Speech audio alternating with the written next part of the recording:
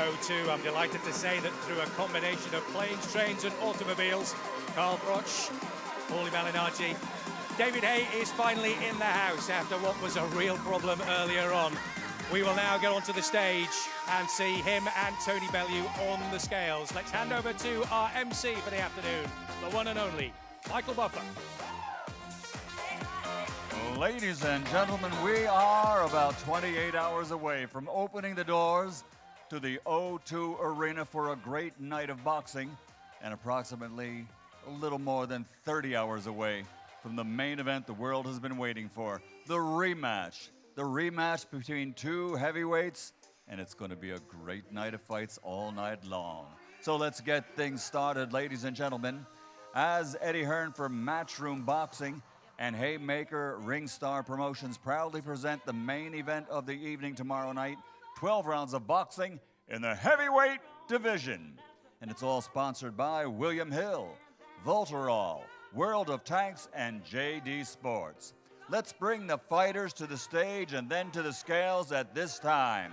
Coming out first, he comes to us with a record of 28 victories, 26 of those 28 inside the distance, only 3 defeats.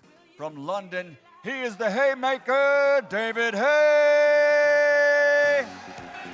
So here he comes. He's been telling us he's in fantastic shape. The big question, of course, will that shape be able to get him through 12 rounds? And welcome to the stage his opponent for tomorrow night. From Liverpool, a record of 29 victories, 19 big wins by knockout, only 2 defeats, 1 draw.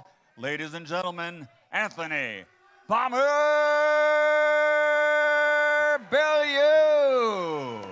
Michael Buffer using Tony Bellew's Sunday name there. I don't think he's been called that for a while, apart from when his mum maybe called him in for tea. Stepping onto the scales first from London, the former undisputed cruiserweight world champion, former heavyweight champion of the world, David Haymaker Haye. So last time David Haye stepped onto the scales, he was 16 stones and 1.5 pounds, 26 by 224 and a half pounds. So let's see world champion, what we get. The Haymaker, David Haye.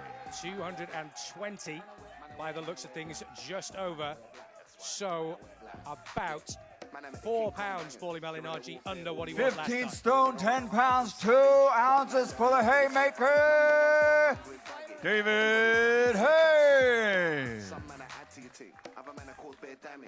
And now to Next Tony on Bellew, the scales, who was 15 stone, 29 victories as a last time out, professional, or 19 wins by knockout.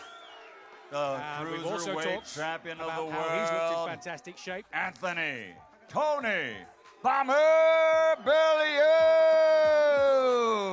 Here we go, 209, 210, it's just correct over. So, 3.5 pounds lighter this time, Carl Froch. It's a little lighter earlier. I spoke to him 15 stone, 4 ounces for the Bomber, Tony Bellew.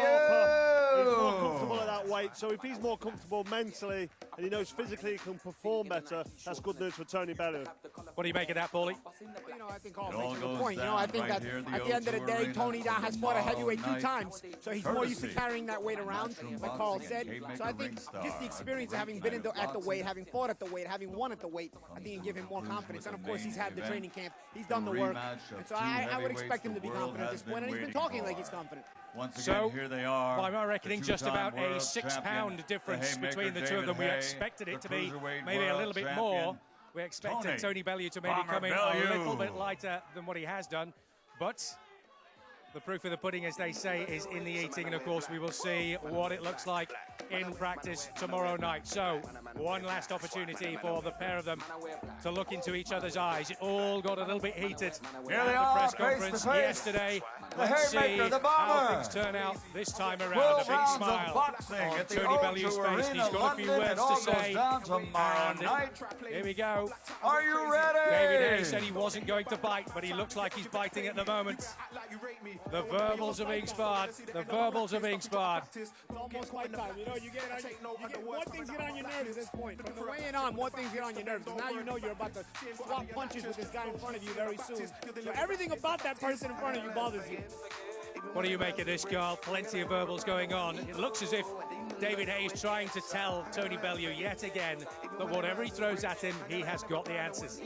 Well, he's been quiet on the whole build-up, David Haye. He's not said much, been very confident, just quietly smiling, and he seems very happy and very comfortable. Hopefully we'll get to talk to him and have a little word of what he said, but he looks like a happy, confident man, and he's probably going to be in the best shape he can possibly be, because he really has gone through David Haye, Tony Bellew, the O2 tomorrow No night. surprise that Tony Bellew is giving the plaudits to David Haye. He's consistently said all the way through that David Haye is a supreme athlete. He always looks in fantastic shape, and he certainly does. And he keeps going on about the fact that he calls himself the Fat Scouser. But the pair of them, to me, Paulie Malignaggi, do look in terrific shape. We're in for one hell of a fight tomorrow night. They look in terrific shape, and they look in terrific spirits, too. They look very confident. You know, one thing about I think Tony's trying to say is muscles don't win fights. And he's right. Muscles don't win fights. You got to be mentally strong. You got to have to put the work in. I do think both these guys put the work in. So I'm looking forward to a wonderful tactical fight tomorrow, especially in the beginning. I think it'll be tactical before things start to open up. So hopefully we'll be hearing from the two fighters themselves very, very soon. Tony Bellew is just getting his T-shirt brought on. In fact, he's being brought over to the stage to come and have a chat with us now. So we'll be hearing from Tony very, very soon. He's got one or two words for the crowd by the looks of things as he makes his way down the stairs. Both of them looking in very good spirits, it has to be said. Tony is going to come and join us up on the stage now. Thank you very much indeed. Tony, we are live on Sky Sports News, so thank you very much indeed for joining us. 6 pounds or thereabouts, we think the difference. Are you happy with the way things are? Yeah, I think the scales were a bit heavier, but no problem. I'm happy with where I'm at. Weight's just a number. He really doesn't know. He really thinks that I didn't get in the ring with the real David Haye last time. He really believes that the real David Haye didn't hit me last time. Well, someone please show me who I was facing last year on March the 4th, because I'm pretty sure it was him with them muscles, them fantastic abdominals, that beautiful sharp haircut, them big pecs. I'm sure it was him on March the 4th last year, and I'm sure it'll be him tomorrow night. He will say the difference is that he didn't take you seriously that time. This time he has.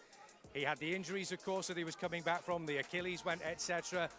Are you buying any of this? Do you believe he's going to be a different fighter in there tomorrow night? Whether you take somebody seriously or not, Fraser, when you get in the boxing ring, you will revert to your actual boxing skills of what you can and can't do. He threw everything he could at me on that night. He couldn't do it. So if he underestimated me or overestimated me, it doesn't matter, because he still had the same skills in the fight as he did before the fight. Yes, you can think I'm crap, I'm this, I'm that, but ultimately his skill set will determine how he approaches the fight and what he does in the fight. He's a power athlete. He's a power-based endurance. He has no endurance levels. He's just told me, you're in trouble. I'm going to drag it out. The only thing that's getting dragged, boy, is your arm. The only thing that's getting dragged out is your shoulder. The only thing that's getting dragged out is me hitting you with body shots on multiple occasions, because your 37/38-year-old body cannot survive what my body can. So you still think he's a 4-round fighter, maybe a couple more, who knows? You've talked about that many a time. You've been to the well many a time. You've been 12 rounds. Fraser, he's telling me he's going to do something he's never done in a whole, what is it? Has he been pro 12, 13, 14, maybe longer, 15 years now? He's trying to tell me he's going to do something at 37 that he couldn't do at 25. He's never been an athlete who gets stronger as fights go on. See, styles make fights, and the big thing is, for an athlete like him, age takes away things from his game. For the style of fighter like me, I'm a fighting man. So I like to fight inside, I like to fight at range, but speed and timing have never been big attributes in my game. Now, that means that as I get older, so I'm not comparing myself to him because I couldn't carry his jockstrap, but Bernard Hopkins, speed and agile and the moves that he done, they were never part of his game. And so what happens is he can go through the ages. As he gets older, it doesn't show much in his game. Someone like James Toney fights on the inside, he slips, he rolls. Speed wasn't much of his game. With someone like David Haye, who he just recently compared himself to Usain Bolt. Usain Bolt was done when he was 28 because he's a power-based sprinter. He's a power-based athlete. These athletes with these styles and frames, they do not get better as they get older. They only deteriorate. Don't get me wrong, he'll always have the punch and know what he's capable of. He will always have that big power punch. But he does not have the timing, the speed, the elusiveness that he had in his younger days. But you do. No, I'm just a fat kid from Liverpool, man. I ain't got nothing. They're all booing me here today, fantastic. But you know what? These all booed me into the ring on March the 4th and they cheered me out. We shall see. Tony, as for always, thank you for everything you've done for us this week. Well, we'll get you two you all together for a quick. Oh, thanks very much for that. There we go. Tony Bellew in terrific spirits, as you can tell. Looking forward to his fight on Saturday night with David Haye in terrific form as usual. Hear a little bit more from Carl and Paulie very, very soon, and from the man himself, David Haye.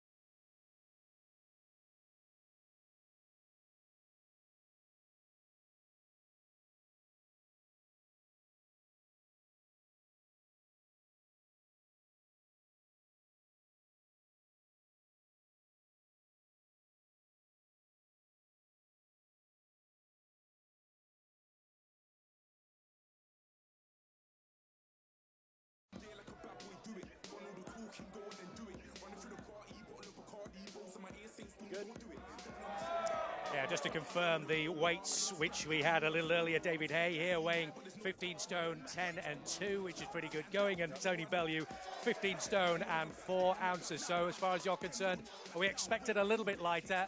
That has been the way it has been, but not quite as light perhaps as maybe some of us were expecting. Yeah, you know, first time round I wasn't able to do certain things in training that I've been able to do this time round, so I knew my weight would be a little lower. I feel healthy. I haven't been actually getting on the scales. You know, we're in the heavyweight division. What I weigh is irrelevant. So I just wanted to make sure I was fast, accurate. I've been doing my sparring, my running. I wanted to make sure all of the things I needed to make sure I was ready for battle were done, and they are. As you can see on the scales, I've cut no corners. You know, I haven't had any cheat meals. I've been really, really disciplined. No, down to silly things like coffee. I usually love a coffee in the morning. I said, okay, no coffee.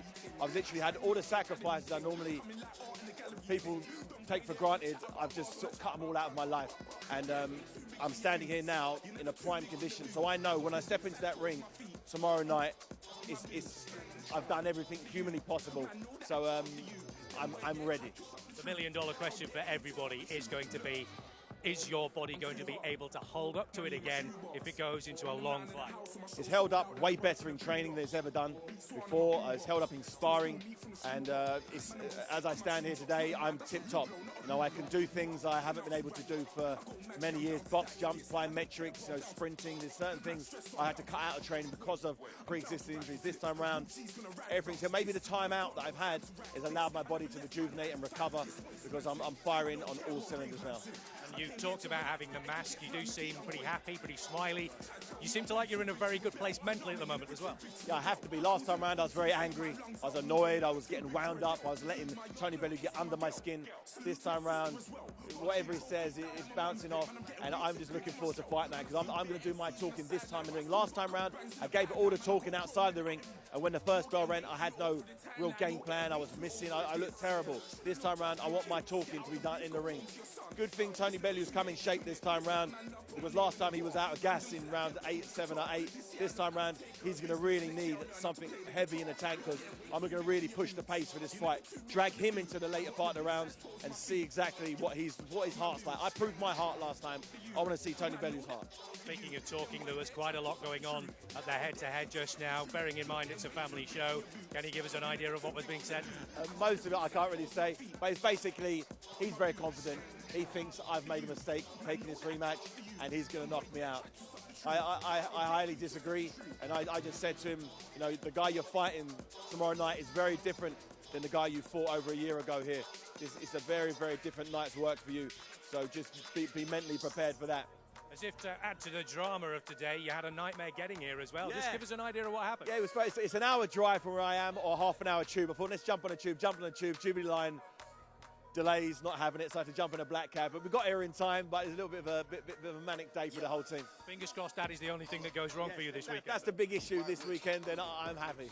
Just finally then, give us an idea. Talk to the camera. Tell the people at home exactly what they can expect to see from you against Tony Bellew tomorrow night.